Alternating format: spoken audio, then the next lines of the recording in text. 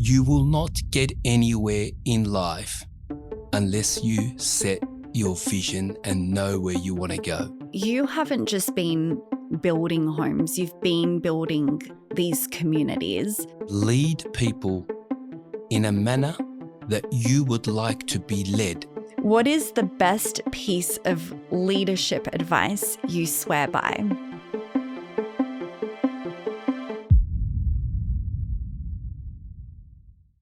Welcome back to CEO Behind the Scenes. I'm Lara Necessian, and today I'm joined by Ron Beckia, founder and CEO of Homecorp. From a single duplex on the Gold Coast to a multi-billion-dollar property portfolio, Ron has built more than just homes. He's built entire communities. I'm so excited to share this episode with you because not many leaders are able to speak to what it takes to build a company for longevity and long-term success to the degree that Ron has.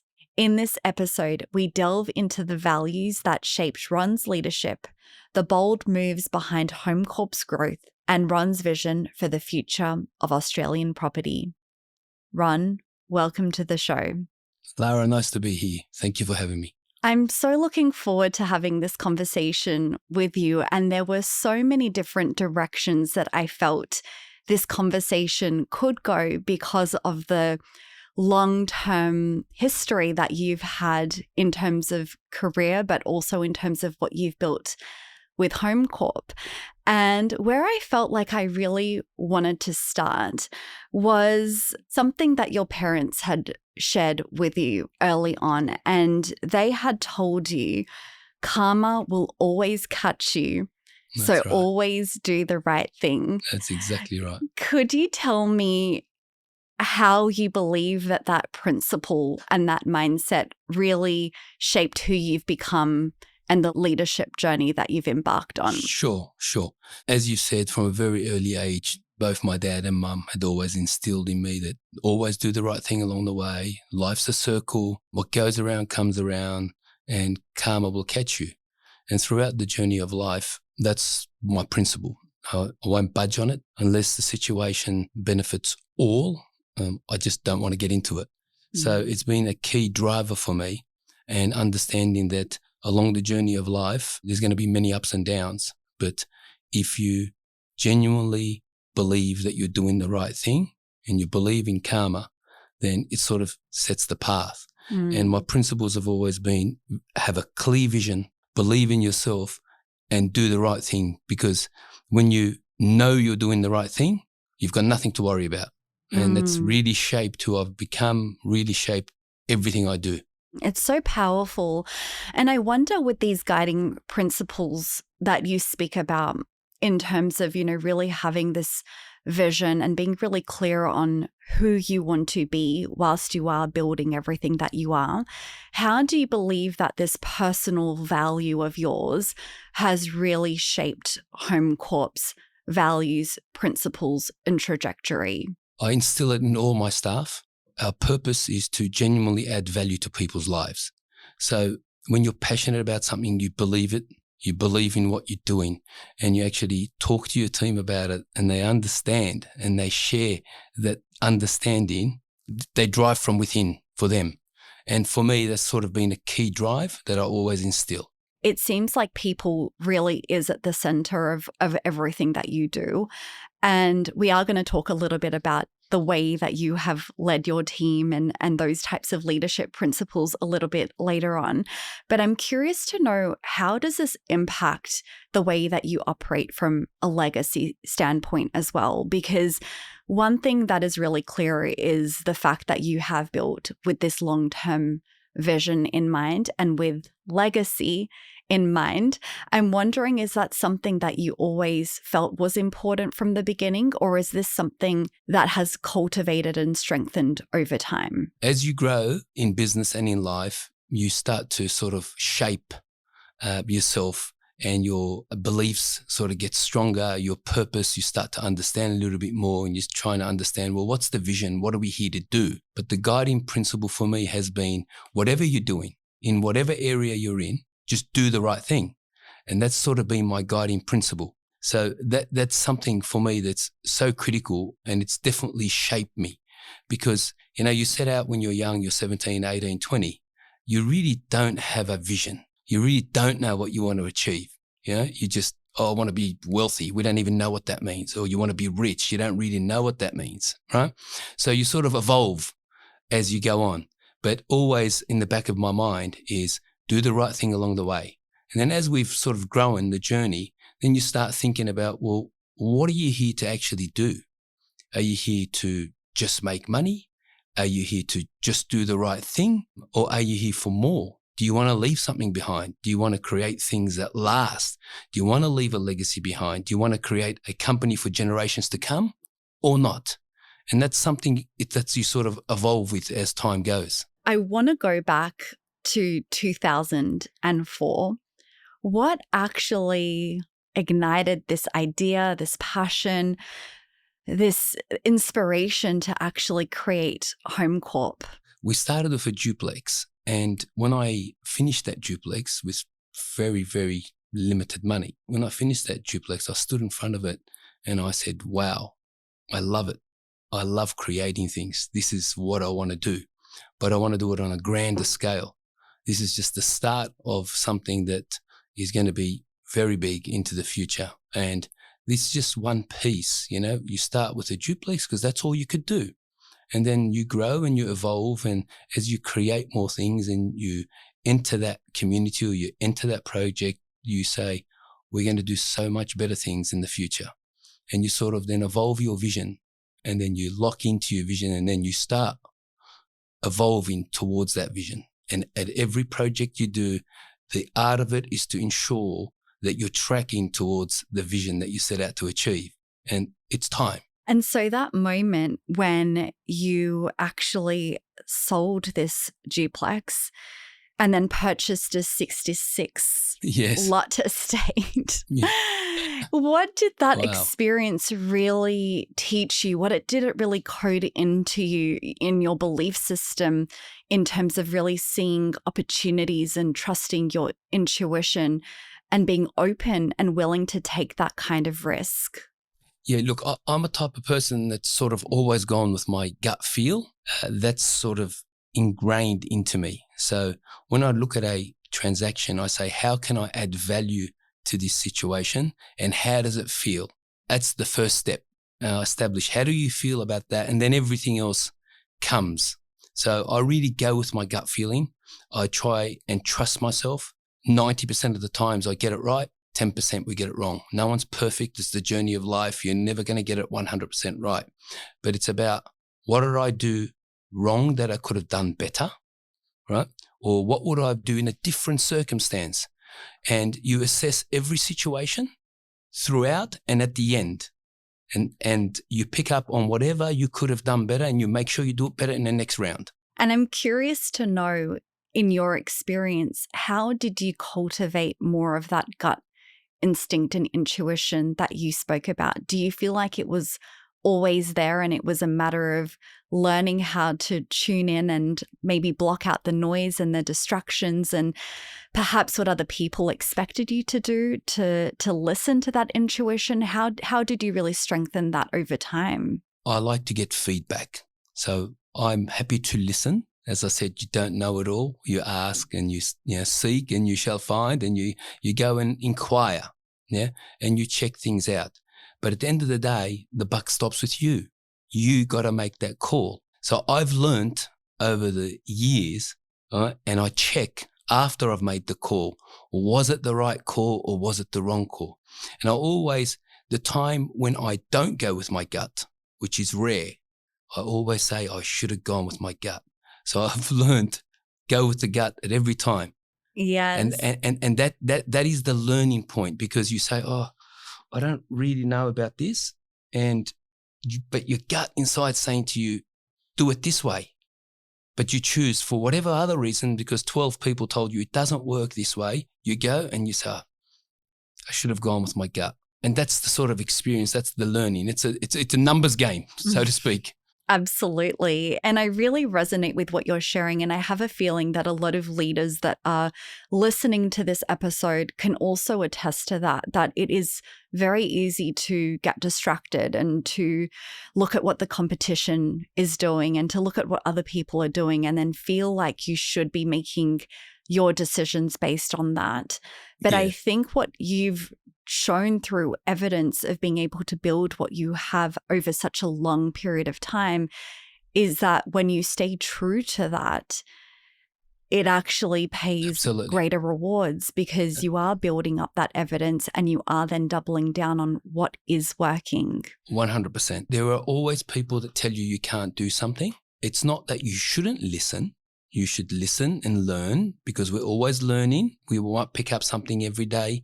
But the key point is believe in yourself, okay? Have a clear vision and the rest is just noise. You just push it out of the way. I learned a quote a very long time ago and I live by it.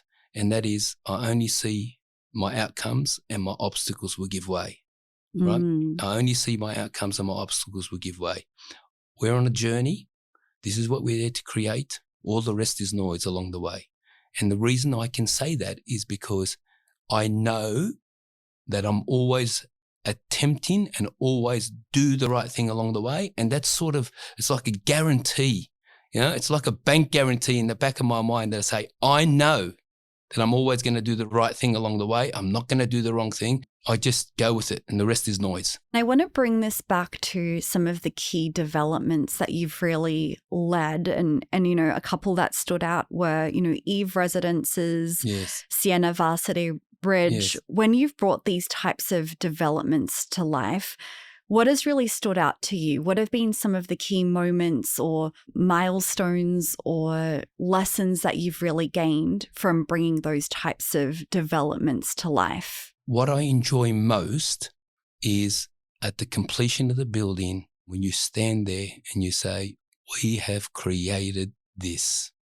And you start to see the interaction of the people in the community. And you start to see that people are actually genuinely interacting with each other. And you've created spaces where people can go, where people can actually go and mingle. And you can create this sense of belonging. That's the best thing at the end of a project. It really is. And I feel like that really ties in to the community piece. You haven't just been building homes, you've been building these communities. And so in terms of seeing these kinds of communities come to life and creating this sense of belonging, because it's a sense of belonging for people in their homes, and then layered on top of that is a sense of belonging to the community that they're a part of as well. How do you feel like that vision or that value has enabled you to continue to build at such a large scale?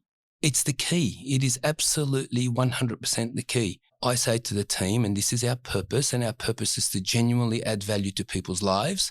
And that's sort of entangled in my belief of doing the right thing. If your purpose is let's genuinely add value to people's lives, when you see that you have added value, it's just a driving factor. When you donate to charity and you see that somebody has actually genuinely benefited by your donation, it just motivates you so much because you're actually adding value to somebody, you're actually helping someone. And what we want to do is create these communities that we actually add value to people's lives. There's a lot of people in Australia that can't get into homes. They just can't. And it's getting tougher and tougher and tougher. So we want to provide for the masses. We want to be able to provide Australian families to get into homes, and we want to try and make that journey as special as possible for them. I think what you're really doing is it is this sense of community and belonging and the vision that you're creating for other people as they are on their home purchasing journeys. They're buying Yes. so much more than just a home. And I think it's what you touched on is it's the symbolism of what this community actually represents to them. And one of the things that really stood out in understanding your story and doing some research in advance of this episode was around your people-centric approach and your Kaizen philosophy to leadership. I'm Sure. curious if you could share a little bit more about how you have really adopted these types of principles and methodologies and how you've used that to really lead Homecorp's teams and peoples to drive towards greater levels of success. Look, I always talk about what makes a difference between a great company and an average company.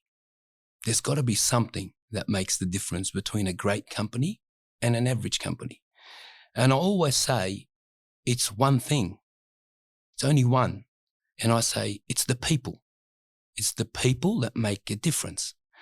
The next question that arises is what makes the difference between the average person and the great person? Because that is directly linked to what happens whether the company becomes a great or an average company. And I always say, well, it's the mindset. It's the absolute and utter mindset of the people that are running the day-to-day company. Do they share the vision? Do they want to learn? Do they want to grow? Do they want to be part of something that's going to be here for generations to come or not? If the answer is yes to that, you can instill and drive them to achieve the vision. And what we have done is been able to do that. And we do that quite well.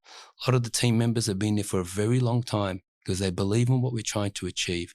They know where they stand all the time. The approach is we're always learning. So the Kaizen principle, which is a Japanese philosophy, is let's look at what we've done and make sure we do it better next time, which is called continuous improvement. And it's very similar to what I was saying earlier on, is how do we continue to get better and better and better at every step, at every project, how we evolve.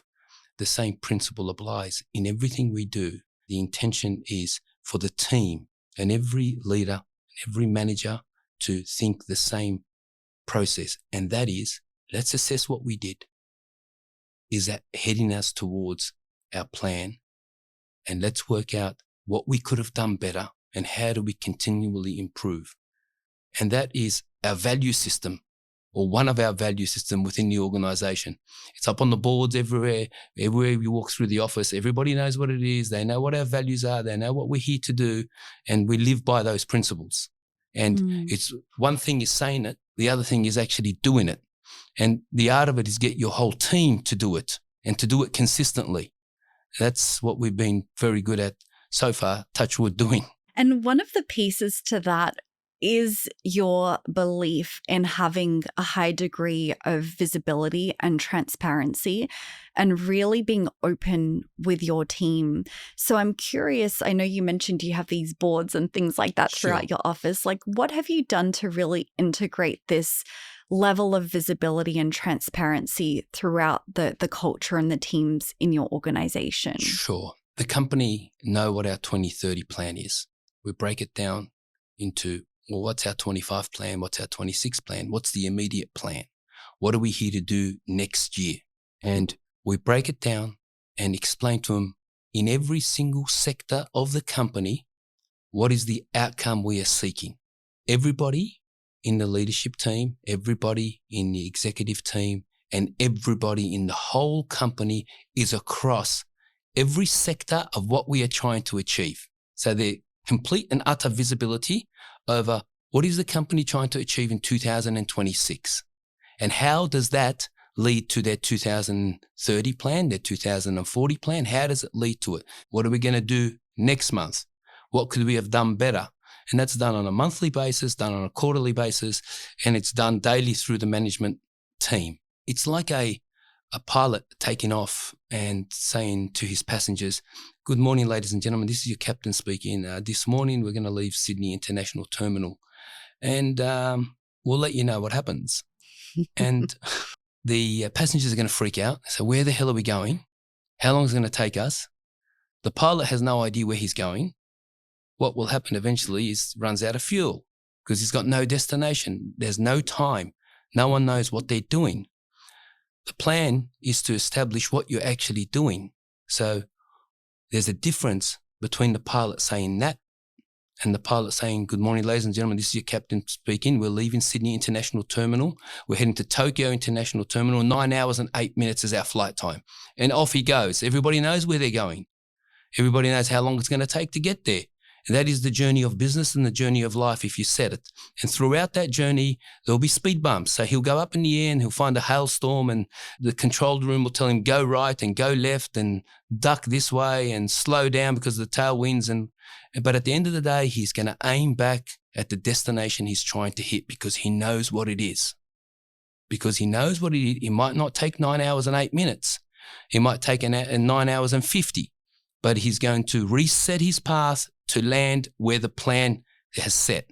And that's the same in business. So that's the purpose of our transparency. So everybody knows what we got to achieve by when. This level of visibility and transparency, how has that supported, say, something like driving a culture of accountability and responsibility? Because I feel like a lot of businesses perhaps set the expectations with their team members in terms of what they want, but then they may struggle in how to hold that team to account or how to connect someone's individual role and responsibility towards that greater vision. The first thing is to get buy-in from everybody, and everybody is motivated in a different way.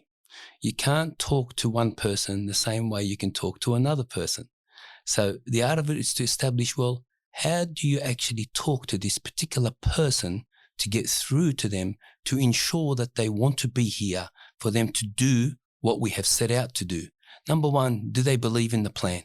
Okay. Well, if you believe in the plan, if you believe in it, then you got to act it. Because if you don't act it, then this is not the company for you. Go and work elsewhere. And if you do act it and you do believe in it, then that's going to be proven in the results. That's going to be proven in what you are doing.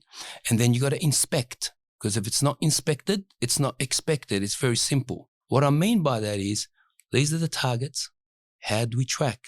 What did we do? What are we going to do different? The manager has to have that conversation with your team, with the team member, because if your team member is not clear on what he's there to do, crystal clear as we're going to Tokyo in 9 hours and 8 minutes, then you will never get there. And the art of it is for him to be clear or her to be clear and for you to be clear and give that feedback.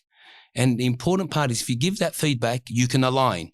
Because most of the time you see a staff member, you ask them, what's your expectation? What are you here to do? And I'll tell you 3 things and your expectations are totally different. He thinks he's got to do 1 and you think he's supposed to do 2. So you got to align it. And the way you align it is by regular conversation. How do you believe the role of the people, the team, the culture that you have created has really attributed to the success of Homecorp, but also set it apart from perhaps other developers, other players in the industry? Again, it comes back to the mindset of the people. It's a collective effort with myself and the whole team to get them believe in our journey, get them to believe that we are here for generations to come. We're not your local company just down the road, just here to look at one project and off we go in the next. We're here for the long haul. And this is the company, if you want to grow, if you want your family and in generations to come to be part of this company, because it's going to be here long time after I am gone. But you got to start from day one and understand and believe and be prepared to go beyond in everything you do. Don't just accept the status quo. Don't say things can't be done. Have a mindset of how do we do this? Not how it can't be done. Don't be a deal preventions guy.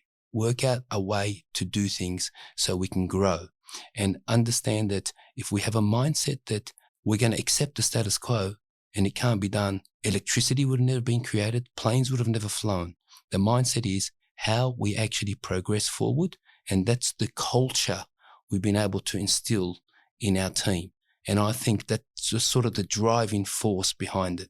You know, and everybody has up days and down days, right? We all do it. It's no one comes in and it's rosy every day. So when the leader comes into the room, he brings the weather. If he's shitty, the whole world is shitty. If he brings the right weather, then he uplifts everybody. And the idea is to continue to have, because, you know, things go on in people's lives. No one knows what's going on outside. No one knows what's going on outside of the office, what's going on in people's lives. But you've got to bring them back to, why are we here? What are we here to achieve? And how do we do it? And do you want to be here for the long haul? And it's an education process. It doesn't happen in 2 minutes. It's a journey. And it evolves when people believe. For someone that struggles to perhaps set the tone or struggles to hold that level of duality between perhaps something that's happening in the market, you've been in business for over 2 decades now, specifically for Homecorp, and you've seen so many market changes throughout that period. And so things from a circumstantial perspective, things from a market perspective, probably things from a personal perspective as well. How have you managed to be the calm amongst the storm in those moments? Good question. Good question. Look, there'll be moments in life where people will feel like, shit, it's too hard. Yeah, you'd be prepared to give up. You've had enough, right? But you got to work out, why are you here? What are you here to do? Are you here to add value to people's lives? Are you here to make money? Are you here for what? No one wants to do anything for free. So be it. Okay, no problem. You got to work out why you're here, and you got to work out what makes you tick. Because once you establish the purpose and once you establish the vision, you cannot waver. You can absolutely not waver, because there's going to be many cycles and many ups and downs. And that's just the journey of life. It's the journey of business, and you never get it 100% right. But you got to always revert back to, what am I here to achieve? And you got to come in with I only see my outcomes and my obstacles will give way. The rest is noise. I've been in ups and downs of the market. I've seen so many businesses go under. Okay. That doesn't matter. What matters is what your vision is. What are you doing for your company? And that's what you focus on.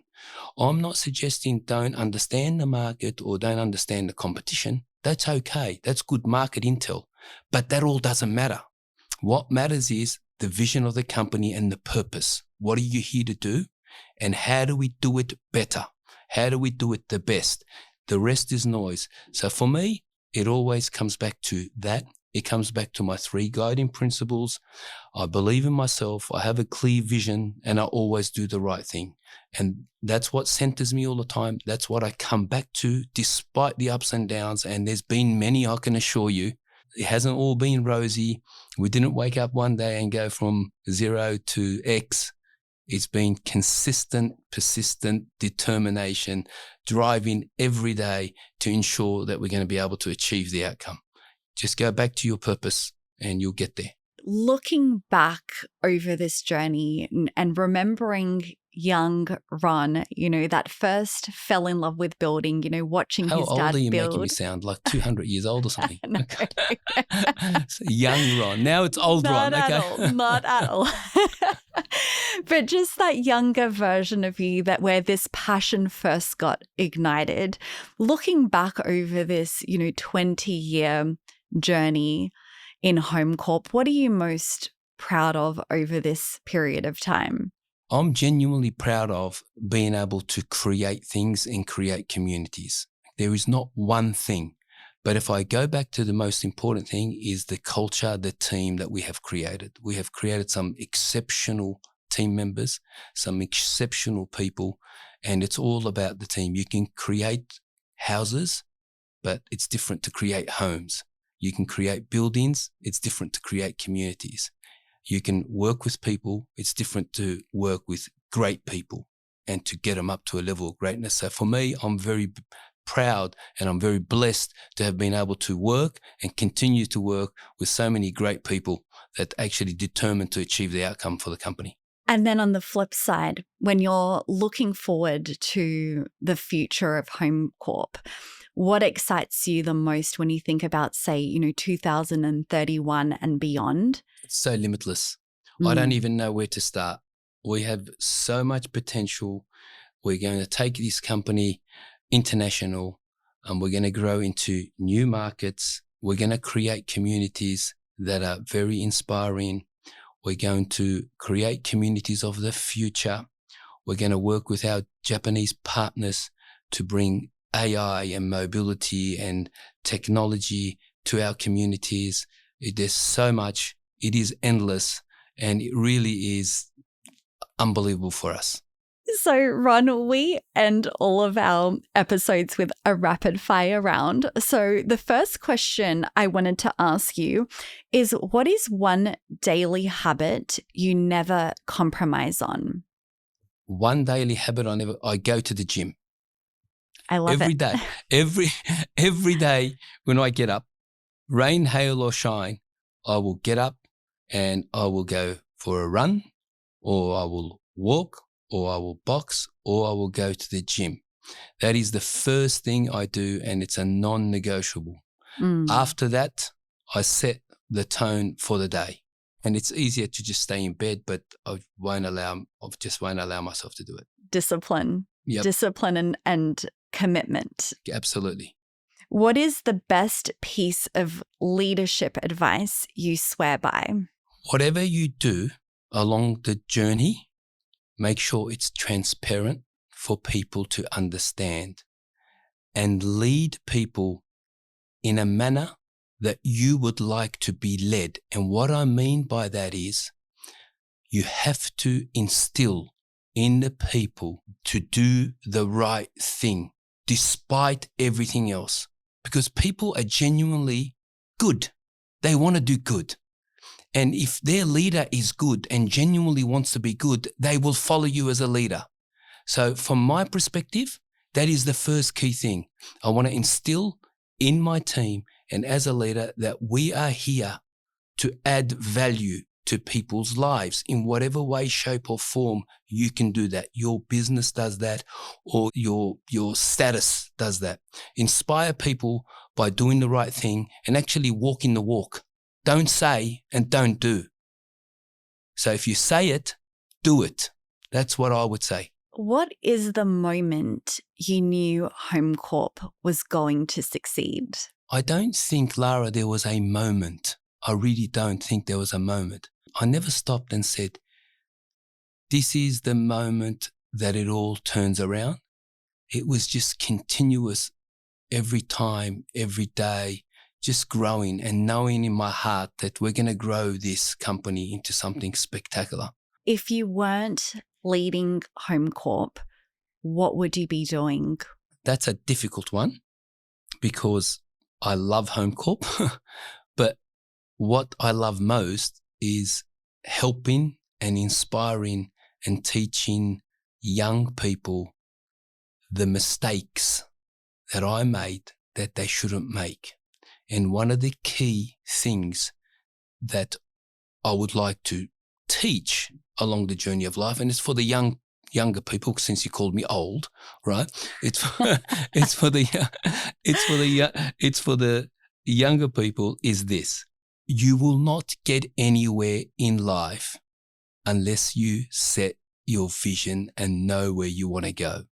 So if I wasn't leading Homecorp, I would want to lead the younger generation, okay, to teach them that what I have been able to achieve with my team is not something extraordinary at all.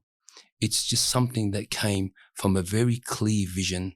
That message, that purpose really reigns through everything that you do. So thank you so much for sharing your incredible journey with us, Ron. I'm curious to know, before we wrap up, is there anything, any final words, anything that you would like to leave our audience with today? I would like to say, Lara, thank you very much for your time. It's been a pleasure to be on your show. I keep saying the same thing, and I say it to everybody who would listen. Set your path, know you're going to do the right thing, and do the right thing. The world is just limitless. Ron, thank you so much for joining us today. It has been an absolute pleasure and privilege to have this conversation with you, and your story around legacy, longevity, long-term success, and the way that you have really led not just your team, but communities of people is really inspiring. And I'm personally very much looking forward to see what continues to unfold and the future vision of Homecorp and beyond. So thank you so much for joining me. Thank you, Lara, for your kind words. Thank you very much. And thank you so much to everyone for listening. If you enjoyed this episode, then please make sure that you subscribe, rate, and review the podcast, and also share this with someone who would really benefit from Ron's incredible teachings and lessons from his 20-year-long success story. Thank you so much for joining us, and we'll see you next time on CEO Behind the Scenes.